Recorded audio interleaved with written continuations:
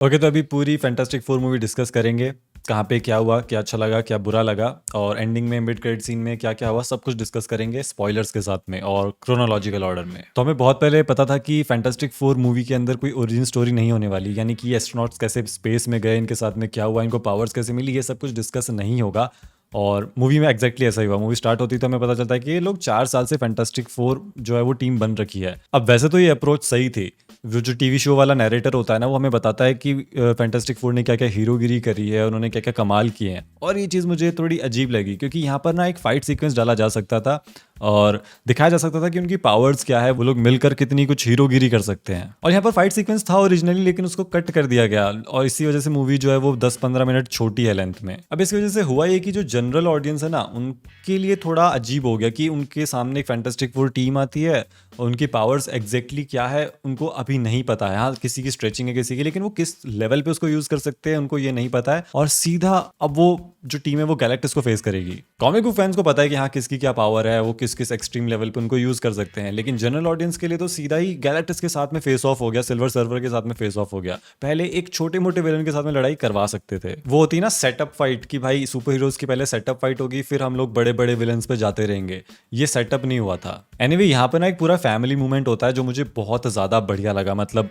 The thing यानी कि Ben Reed Richards को देखकर समझ जाता है कि सू स्टॉर्म प्रेग्नेंट है, और यहीं से हमें पता चलता है कि इन कैरेक्टर्स की केमिस्ट्री कितनी ज्यादा शानदार है, ये लोग एक दूसरे को कितना ज्यादा समझते हैं। और तो और वो इसी मूवमेंट से हर्बी को भी सेटअप करने लग गए थे कि हर्बी का होना कितना ज्यादा फनी है इस टीम के लिए, इस फिल्म के लिए। देखा जाए तो वो फैंटास्टिक फोर के घर में ना एक बढ़िया माहौल तो रखता है भाई, हमेशा सबको हंसा के रखता है। फर्स्ट वॉच में ना ये जो सेटअप हो रहा होता है ना, ये लंबा लग सकता है, लेकिन आगे चलकर सारी चीजें सेंस बनाती हैं। ऐसा लगता है कि ओके, वो सेटअप अब काम में आ रहा है। जॉनी स्टॉर्म मतलब इस फिल्म में कितना ज्यादा इंटेलिजेंट दिखाया गया है और आगे जाके उसकी इंटेलिजेंस प्रूव भी होती है। लेकिन शुरू में आप देखो उसको कितना साइड लाइन कर रहे होते हैं, उसकी तरफ ध्यान ही नहीं दे रहे होते। जहाँ पे वो रीड रिचर्ड से न्यू सूट्स की डिमांड कर रहा होता है, स्पेस में जाने की डिमांड कर रहा होता है, वो भी उसकी डिमांड पूरी नहीं होती है। जब वो सिल्वर सर्फर से मिलता है, वो क्लूज बता रहा होता है, वो भी कोई नहीं सुनता। और वैसे इसके बाद ना अगले 10 मिनट तक ये दिखाया जाता है कि फैंटास्टिक फोर अपनी डेली लाइफ में क्या कर रहे हैं, बाकी सब मतलब कि द थिंग क्या कर रहा है, जॉनी स्टॉर्म क्या कर रहा है, रीड रिचर्ड्स और सू स्टॉर्म के बीच में क्या चल रहा है, ये सब कुछ दिखाया जाता है। लेकिन अब इन सब चीज़ों का समय होता है समाप्त। अब आती है सिल्वर सर्फर। और भाई, सिल्वर सर्फर की एंट्री का सीन कितना ज्यादा सुंदर था। मतलब आईमैक्स की स्क्रीन पे तो वो बहुत बढ़िया फ्रेम लग रहा था। सिल्वर सर्फर का अर्थ पाने का रीजन ये था कि वो आके इन सब लोगों को बताती है, वो वैसे न्यूयॉर्क आई थी, वो इन सबको बताती है कि गैलेक्टस अब इस प्लेनेट को डिस्ट्रॉय करने वाला है, तुम लोगों के पास में बहुत कम समय बचा है, तो हंसी खुशी बिता लो क्योंकि your time is now over. अब मैं ये सोच रहा था कि अगर सिल्वर सर्फर न्यूयॉर्क के बजाय कहीं और चली जाती, वो फैंटास्टिक फोर के पास ही आ गई सीधा, वो कहीं और चली जाती, वो मेरे गांव आ जाती, फिर क्या होता? फिर तो कोई क्लू भी नहीं मिलता कि सिल्वर सर्फर कब आई, कब गई, कहाँ गई। एनीवे, जब वो अनाउंसमेंट करके वापस जा रही होती सिल्वर सर्फर, तो जॉनी स्टॉर्म उसका पीछा करता है और जब वो उसके उस सर्फ बोर्ड को पकड़ता है, भाई वो फ्रेम भी बहुत सुंदर था। वो जो पीछे से थोड़ा सन चमक रहा होता है, अर्थ का सरफेस दिख रहा होता है, और यहाँ पर वो उससे कहती भी है कि ये डाई विद योर्स, वो अपनी लैंग्वेज में कहती है जो जॉनी स्टॉर्म को उस समय समझ में नहीं आता। और यहीं से ना उन्होंने वो सेटअप करना शुरू कर दिया था कि इन दोनों की रिलेशनशिप जो आगे चलकर थोड़ी और डेवलप भी होती है। गर्लफ्रेंड बॉयफ्रेंड वाली रिलेशनशिप नहीं, पर हाँ, दो कैरेक्टर्स की केमिस्ट्री। अब क्योंकि जॉनी स्टॉर्म ने उसको टच वगैरह किया था, उसके पास आता तो शायद से उस वजह से, मेरे को जितना याद है कि उस वजह से रीड रिचर्ड्स उसकी एनर्जी के सैंपल मिल गया था। और वो रीड रिचर्ड्स इतना ज़्यादा दिमागदार बंदा है कि उसने ये भी पता कर लिया कि जहाँ जहाँ वो गई थी वहाँ सारे प्लैनेट्स डिस्ट्रॉय हुए हैं, सिर्फ डिसअपियर नहीं हुए हैं, वो खत्म हो चुके हैं। एनीवे, अब ये लोग भी सिल्वर सर्फर को ढूंढने की कोशिश करते थे। थिंक तो ये भी कहता है कि भाई मुक्का मार के गैलेक्टस को खत्म कर दूंगा, देखते हैं क्या चीज़ है वो। इनको नहीं पता था क्या चीज़ है। एनीवे, जब वो स्पेस में जाते हैं ना, वो स्पेस वाले सीन्स भी यार बहुत बढ़िया है। मतलब हमने बहुत सारी स्पेस फिल्म देखी है, हमने इंटरस्टेलर देखी है, मार्शियन देखी है, हमने ग्रेविटी देखी है, हमने स्पेस ओडिसी देखी है। ये भी कम नहीं था यार, इन्होंने अच्छे विजुअल्स बनाए थे। और एक जो मोमेंट आता है जहाँ पे उनको अपने स्पेसशिप को डॉक करना होता है ताकि वो पोर्टल्स को जल्दी जल्दी पार कर सके, वो थ्रो करती है मशीन उसमें।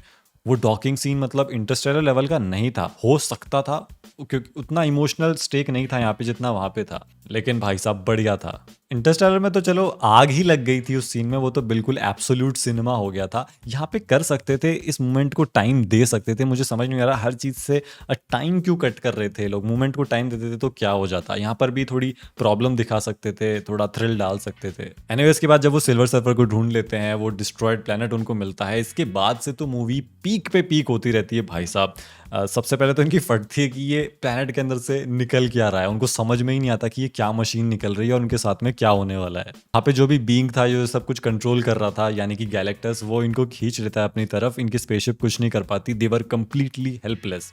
इसके बाद में सिल्वर सर्फर उनके शिप पे आती है, उनको कहती है कि तुम लोग यहाँ पे क्यों आए हो, तुमको नहीं आना चाहिए था। और जब वो एंट्री ले रही होती है शिप के अंदर तो द थिंग कहता है कि जॉनी स्टॉर्म तुम्हारी गर्लफ्रेंड आ गई। और ये जो छोटे मोटे जोक्स थे ना, ये मेरे को बढ़िया लग रहे थे। मतलब ऐसा भी नहीं था कि ये मूवमेंट को रूइन कर रहे हो और ऐसा भी नहीं था कि ये फनी नहीं है। ये फनी जोक्स थे और सटल ह्यूमर था यहाँ पे। वैसे अगर सिल्वर सर्फर को देखकर मुझे कुछ होता है तो क्या मैं वियर्ड हूँ क्या? वैसे एक बात तो है कि मैंने मूवी के ट्रेलर के अलावा ना कोई भी क्लिप नहीं देखी थी जो मार्वल ने पोस्ट करी थी। और इसका फ़ायदा हुआ है मुझे, क्योंकि मूवी के अंदर बहुत सारे सीन्स हैं जो सुंदर हैं, जो बिल्कुल अनएक्सपेक्टेड भी हैं। और अगर आपने सारी क्लिप्स अगर देखी होंगी ना तो ऑलमोस्ट पूरी फिल्म उन्होंने यूट्यूब पे डाल रखी है, जिसकी वजह से सरप्राइज एलिमेंट ही खत्म हो जाता है। जैसे कि वो स्पेसशिप जब लैंड करता है गैलेक्टस के उस जगह पे, तो वो सीन अच्छा है यार दिखने में, वो थोड़ी फील देता है ऐसे, मतलब कि आज स्पेस में आए हैं, कुछ ग्रैंड हो रहा है। लेकिन अगर आप यूट्यूब पे पहले देख लोगे तो वो मज़ा नहीं आएगा। तो अब सिल्वर सर्फर मिलवाती है फैंटास्टिक फोर को गैलेक्टस से, और भाई साहब जब उसकी आंखें ग्लो करती है पहली बार, मतलब अंदाज़ा लग जाता है कि ये आदमी कितना बड़ा, आदमी तो है ही नहीं वो, ये जो बीइंग है वो कितना ज़्यादा बड़ा है और वो क्या कुछ कर सकता है छोटे से फैंटास्टिक फोर टीम के साथ में। ऑल्दो कॉमिक्स में वो और भी ज़्यादा बड़ा होता है, लेकिन यहाँ पे भी देखो यार, ये बहुत भयानक दिख रहा था स्क्रीन के ऊपर। यहाँ प्रीमियर में तो आग लग गई थी, लोग उन्होंने हूटिंग कर करके कान फाड़ दिए थे। एकदम से उसकी आंखें चमकती है और मतलब पूरी फिल्म में ना गैलेक्टस देखा जाए तो ना ऑरा फार्म ही कर रहा होता है, जो मैन ऑफ स्टील में सुपरमैन कर रहा था ना, यहाँ पर गैलेक्टस ने वो काम किया है, ऑरा फार्म करने वाला। सलाम गैलेक्टस भाई। और मुझे सबसे बढ़िया यहाँ पे लगा फैंटास्टिक फोर पूरी टीम का रिएक्शन, क्योंकि वो लोग उसको ऐसे देख रहे होते कि यार हमने मॉन्स्टर से तो लड़ाई करी, लेकिन कभी सोचा नहीं था कि एक 200-300 मीटर लंबा आदमी हमारे सामने बैठा होगा। वैसे यहाँ पर ना गैलेक्टस कहता है कि तुम लोग मर्सी के लिए आए हो। इस पर मुझे रीड रिचर्ड्स का रिस्पॉन्स बहुत बढ़िया लगा। वो कहता है नहीं, हम लोग तो बात करने आए हैं। मतलब कि दिख रहा है कि सामने कौन बैठा है, उसकी साइज क्या है, लेकिन फिर भी जो ईगो है ना वो नहीं जा रहा रीड रिचर्ड्स का। वो कह रहा है कि हम तो बात करने आए थे, भीख मांगने नहीं आए यहाँ पे। और यहाँ पर गैलेक्टस फ्रैंकलिन रिचर्ड्स का पोटेंशियल भी समझ जाता है। वो सूस्टॉर्म के पेट को स्कैन करके समझ जाता है कि अंदर बच्चा है और वो बच्चा क्या पोटेंशियल होल्ड करता है। क्रीप है साला वैसे तो गैलेक्टस। और कॉमिक फैंस को पता है कि यार फ्रैंकलिन रिचर्ड्स की क्या पावर्स है, वो कितना, मतलब वो गैलेक्टस का बाप है मेटाफोरिकली। और इसीलिए गैलेक्टस उसको यहाँ पर चुनता है खुद को रिप्लेस करने के लिए। उसकी जो विशियस हंगर वो बार बार कह रहा होता है ना, वो उसको अब खत्म करना है वो सब कुछ काम, और वो चाहता है कि फ्रैंकलिन रिचर्ड्स की जगह पे आ जाए। और इसके बाद शुरू होता है मार्वल का one of the best chase sequence यार, जो सिल्वर सर्फर पीछे पड़ती है ना इन लोगों के, और ये लोग जो भाग रहे होते हैं, जो यहाँ पर स्टेक होती है, ऊपर से सू स्टॉर्म का वो बच्चा बाहर आने वाला होता है यार, बहुत ज़्यादा फन और बहुत ज़्यादा थ्रिल। तो ये जो पूरा ही चेस सीक्वेंस है ना, इसमें मज़ा ही आ गया। ये विजुअली स्टनिंग था, इसमें सिल्वर सर्फर ने बिल्कुल फाड़ रखी थी। इसमें रीड रिचर्ड्स 2-3 काम एक साथ कर रहा था, उसको स्पीड भी कैलकुलेट करनी होती है। अब बेन ग्रिम बहुत अच्छा स्पेसशिप उड़ा रहा था, जॉनी स्टॉर्म भी उसकी हेल्प कर रहा था, हर्बी भी हेल्प कर रहा था। और जिस तरीके से उन्होंने चकमा दिया ना सिल्वर सर्फर को, बहुत गजब। एक चीज़ अच्छी लगी कि रीड रिचर्ड्स ने आके ना सच सच बता दिया कि भाई हम लोग गैलेक्टस को नहीं हरा पाए, और उसने फ्रैंकलिन की डिमांड करी है अर्थ के बदले। वो झूठ बोल सकता था, वो कह सकता था भाई गैलेक्टस बहुत बड़ा है, हमसे ना हो पाएगा, फिलहाल प्लान बनाना पड़ेगा, ऐसे नहीं हो पाएगा। लेकिन उसने सब कुछ सच सच बता दिया, जिससे लोगों की असलियत भी सामने आ गई और एक टेंशन भी क्रिएट हो गई कि यहाँ पे मतलब मॉरली क्या सही है क्या गलत है, क्या फ्रैंकलिन को दे देना सही है, क्या अर्थ को सेक्रीफाइस करना सही है। ये मुझे टेंशन अच्छी लग रही थी। अपना रीड रिचर्ड्स यहाँ पर सारे सोल्यूशन, सारी पॉसिबिलिटी सोच रहा होता है कि अब अर्थ को कैसे बचाना है, फ्रैंकलिन को कैसे बचाना है, और वो बहुत ज़्यादा परेशान हो चुका होता है, बिल्कुल सीक्रेट वॉर कॉमिक्स की तरह। उसमें भी रीड रिचर्ड्स का यही हाल होता है कि भाई प्रॉब्लम आए जा रही है, सोल्यूशन निकालना है, दिमाग का दही हो चुका है, इधर बच्चा सूसू कर रहा है, इधर बीवी के साथ में लड़ाई हो रही है, गैलेक्टस सबकी लेने वाला है। और इसी वजह से मूवी में जो पूरी फिल्म में ना रीड रिचर्ड्स आपको परेशान ही दिखेगा। मुझे सू स्टॉर्म की स्पीच भी बहुत बढ़िया लगी। वो कहती है कि मैं अर्थ के लिए फ्रैंकलिन को सेक्रीफाइस नहीं करूंगी और फ्रैंकलिन के लिए अर्थ को भी सेक्रीफाइस नहीं करने वाली, हम लोग साथ में मिलकर काम करेंगे। ये बहुत पावरफुल मूवमेंट था। इससे मतलब सू स्टॉर्म एमवीपी तो बनी जाती है फिल्म की, और क्लाइमैक्स में तो उसने लाइमलाइट ही छीन ली। वैसे यहीं पे ना रीड रिचर्ड्स को आइडिया भी आ जाता है कि उसको अर्थ को कैसे बचाना है टेलीपोर्ट करके, जो कि ऑसम आइडिया था। वो प्लान वर्क भी करने वाला था। लेकिन मैं चाहता था कि अब ये जो टाइम है ना, जहाँ पे तुम लोग थोड़ा ऐसा लग रहा है कि रश कर रहे हो, तुमने चीज़ें कट करी है, वहाँ पर टाइम लेते, अभी डिस्कस करते कि आखिर गैलेक्टस कौन था। गैलेक्टस बिलियन ईयर्स पहले क्या करता था, वो ये कैसे बना, उसने क्या क्या कांड किए हैं, उसने कैसे कैसे प्लैनेट्स को डिस्ट्रॉय किया है, ये सब कुछ डिस्कस होता तो मज़ा आता यार हमको। हमारे एनिमी के बारे में, जो इस फिल्म का मेन विलन है ना, उसके बारे में बहुत कुछ चीज़ें पता चलती और फिर हमें पता चलता है ओके ये बहुत खूंखार है, ये बहुत खतरनाक है, ये क्लाइमेक्स में आएगा तो सबकी ऐसी तैसी कर देगा। कर भी नहीं पाता वैसे तो। यहाँ पर ना गैलेक्टस के मोटिव को, गैलेक्टस फिलहाल क्या कर रहा है, इन सब चीज़ों को, गैलेक्टस की बैक स्टोरी को ना बड़ा हिंट में डिस्कस किया है। क्योंकि कॉमिक फैंस को तो पता है कि हाँ क्या क्या सीन है, लेकिन जनरल ऑडियंस को तो नहीं पता ना। तो मेरे ख्याल से यहाँ पर शुरुआत में तुम शुरू कर सकते थे गैलेक्टस की बैक स्टोरी से। फिल्म की शुरुआत ही ऐसे होती,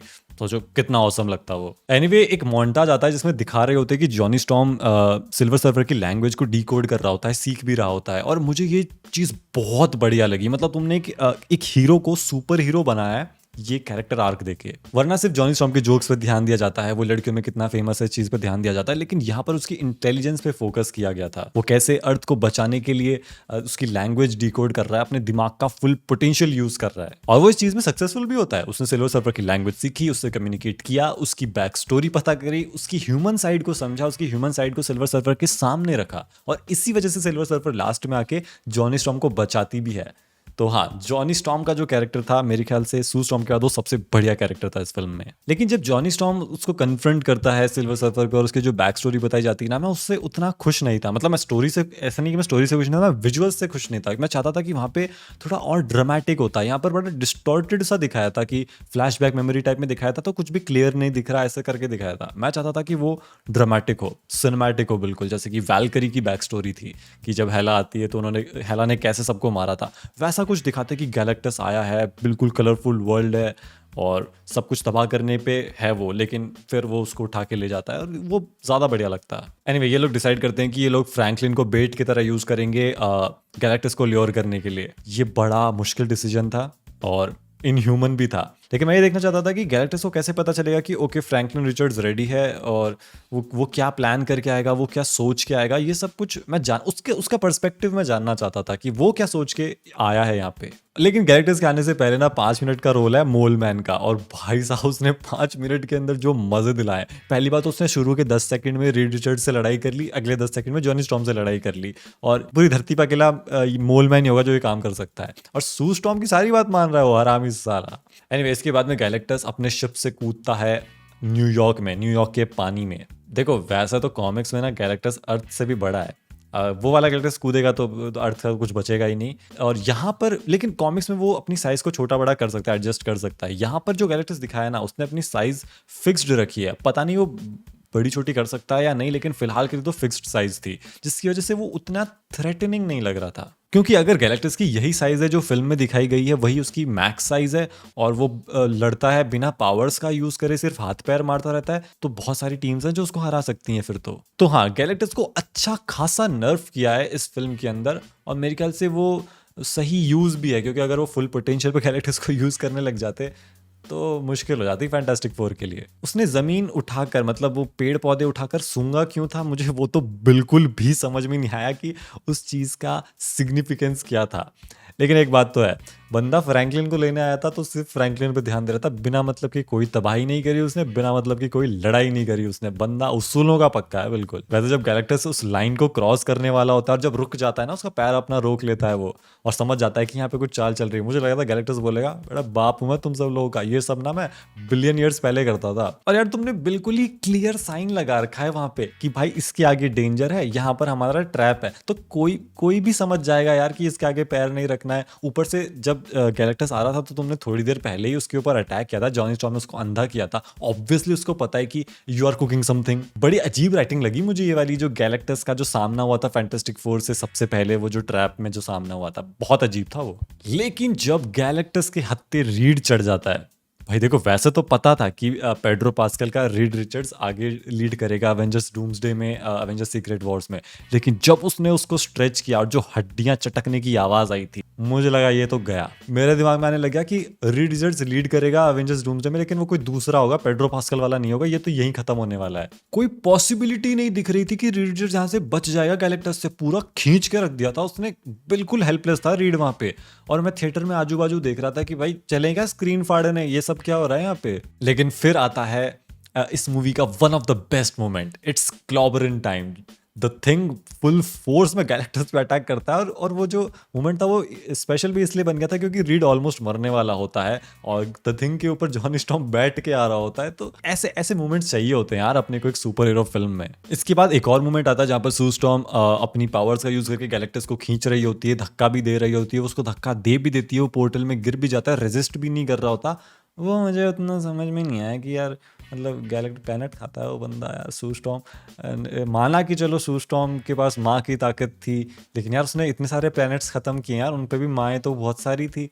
तो सू स्टॉर्म में ऐसा क्या खास है? सुपर पावर बींग्स तो और भी जगह पे होंगे। तो हाँ, सिर्फ सू स्टॉर्म के चलते ऐसा हो गया, ये थोड़ा बिलीवेबल नहीं लगता। लेकिन जब रीड रिचर्ड्स फ्रैंकलिन को लेकर कूदता है, गैलेक्टस के ऊपर से फ्रैंकलिन को लेता है, नीचे लैंड करता है, भाई यहाँ पर थिएटर में ना माहौल बन गया था, लोग तालियां बजा रहे थे। देख रहे हो, एक के बाद एक मूवमेंट्स आए जा रहे थे। इसके बाद में जॉनी स्टॉर्म डिसाइड करता है कि अब मैं गैलेक्टस को फेंकूंगा पोर्टल के अंदर, क्योंकि वो वापस बाहर आ रहा होता है। तो वो अपने आप को कुर्बान कर रहा होता है। वो कह रहा होता है कि फ्रैंकलिन को कहना कि उसके चाचा उसको बहुत प्यार करते हैं, और फिर वो जा रहा होता है, तब आती है सिल्वर सर्फर, उसको धक्का देती। डैम यार, फुल ऑन पीक पे पीक मोमेंट्स, और मैं कहूंगा ये होता है एंटरटेनमेंट एक सुपर हीरो फिल्म के अंदर। एनीवे, मैं तो ये सोच रहा हूँ कि ये सिल्वर सर्फर और गैलेक्टस गए कहाँ पे, और जहाँ पे भी गए होंगे गैलेक्टस भाई धोने वाला है सिल्वर सर्फर को ढंग से। अब ना यहाँ पे सू स्टॉर्म मर जाती है, जो कि मेरे ख्याल से बहुत ही पावरफुल, बहुत ही इमोशनल और सैड मोमेंट था। लेकिन इसके बाद में फ्रैंकलिन रिचर्ड्स उसको जिंदा भी कर देता है। अब इस चीज़ को दो पर्सपेक्टिव से दिखा सकता हूँ मैं। पहला, जनरल ऑडियंस के पर्सपेक्टिव से, जो जानते ही नहीं फ्रैंकलिन कौन है, फैंटास्टिक फोर क्या है, जिन्होंने आज ही मार्वल की फिल्म देखी है, उनके लिए मैं कहूँगा कि उनको ये मोमेंट शायद से अच्छा नहीं लगा होगा कि उसने वापस उसको रिवाइव कर दिया, क्योंकि उसके बिना फिल्म बहुत स्पेशल जा रही थी, फिल्म बहुत सैड हो रही थी, और 10/10 जा रही थी इस मोमेंट की वजह से कि सू स्टॉर्म, एक माँ ने अपने बच्चे के लिए खुद को कुर्बान कर दिया। तो हाँ, उनके लिए फिल्म शायद से रूइन हुई हो इस मोमेंट की वजह से कि वो रिवाइव हो गई। लेकिन कॉमिक फैंस को पता है कि यार फ्रैंकलिन के लिए कोई बड़ी बात नहीं थी, वो बंदा बहुत कुछ कर सकता है, ये तो एक छोटा सा नमूना था। वो सेलेस्टियल से लड़ लेता है, गैलेक्टस उसको खुद के समान समझता है। तो हाँ, फ्रैंकलिन ये चीज़ कर सकता है। पर मैं फिर भी कहूँगा कि यहाँ पर अगर सू स्टॉर्म मरती तो ये एक बहुत स्पेशल फिल्म बन सकती थी। मेरे ख्याल से रेजरेक्शन सही चॉइस नहीं थी। अब मिड क्रेडिट में मैं तुमको क्या ही समझाऊं, जब इन लोगों ने खुद ही कुछ नहीं बताया। तो होता है कि 4 साल बीत चुके हैं और सू स्टॉर्म उसको पढ़ा रही होती है फ्रैंकलिन को, वो बड़ा हो चुका है, 4-5 साल का वो भी हो चुका है। और तभी देखते हैं कि डॉक्टर डूम आ जाता है और अपना मास्क उतार के अपना रणबीर कपूर जैसा सुंदर चेहरा दिखा रहा होता है वो फ्रैंकलिन रिचर्ड्स को, और फ्रैंकलिन ने उसके मुंह पर हाथ भी रख रखा है। अब देखो, कॉमिक्स में विक्टर वॉन डूम का चेहरा डिसफिगर्ड है और वो बहुत ही खतरनाक विलन है मार्वल का। लेकिन क्योंकि यहाँ पर उसने हाथ लगा रखा है फ्रैंकलिन ने उसके चेहरे पे, तो मैं ये मान सकता हूँ या मैं ये थ्योरी बना सकता हूँ कि शायद से उसने उसके चेहरे को ठीक किया होगा, क्योंकि र्यूमर्स आ रहे हैं कि आरडीजे अवेंजर्स डूम्सडे में और सीक्रेट वॉर्स में आरडीजे का चेहरा डिसफिगर्ड नहीं होगा, यानी कि डॉक्टर डूम का चेहरा डिसफिगर्ड नहीं होगा, एज इट इज दिखाया जाएगा अगर दिखाएंगे तो हो सकता है कि फ्रैंकलिन ने यहाँ पर उसका चेहरा ठीक कर दिया हो और ये भी कोई उसके लिए बड़ा काम नहीं है। पर अभी भी क्लियर नहीं हुआ कि थंडरबोल्ट्स के पोस्ट क्रेडिट सीन में जो शिप दिखाया था फैंटास्टिक फोर का, वो वहां पे क्यों आया, और वो लोग अपना यूनिवर्स छोड़ के, अपना अर्थ छोड़ के इस अर्थ पे क्यों आए हैं, डॉक्टर डूम वहां पर क्यों आया था। ये सब कुछ के सवाल तो देखो अपने को अगले साल दिसंबर में ही पता चलेगा, उससे पहले तो कुछ नहीं होने वाला। तो हाँ, ये लोग डूम्सडे सेटअप करने में कंप्लीटली फेल हो चुके हैं। मैं फैंटास्टिक फोर से उम्मीद कर रहा था कि क्योंकि अगला मेजर इवेंट अवेंजर्स डूम्सडे, वहाँ पर सारी टीम्स असेंबल होंगी, हमको एक विलन मिलेगा, तो मुझे लग रहा था कि डॉक्टर डूम इस मूवी का एक एसेंशियल पार्ट होगा, क्लाइमैक्स का पार्ट होगा, ना सिर्फ मिड क्रेडिट का। क्लाइमैक्स तो छोड़ो, मिड क्रेडिट में भी उसका चेहरा नहीं दिखाया। क्योंकि अगर थैनोस की बात करें ना, तो थैनोस को बहुत सारी फिल्म से सेटअप किया जा रहा था और पता था कि उसको इन्फिनिटी स्टोन्स कलेक्ट करने हैं। क्यों करने, वो हमको इन्फिनिटी वॉर में बताया गया था, लेकिन हमें उसका मिशन पता था। यहाँ पर कुछ भी नहीं पता। तो फिलहाल जो मार्वल का प्लान है वो ये है कि there is no plan. Anyway, आपको ये फिल्म कैसी लगी, आप क्या क्या चेंजेस चाहते थे, आपको क्या क्या चीज़ें अच्छी लगी, सब कुछ कमेंट सेक्शन में बताना, और आप डूम्सडे के लिए कितने एक्साइटेड हो वो भी बताना, और मैं आपको मिलूंगा अब अगली वीडियो में।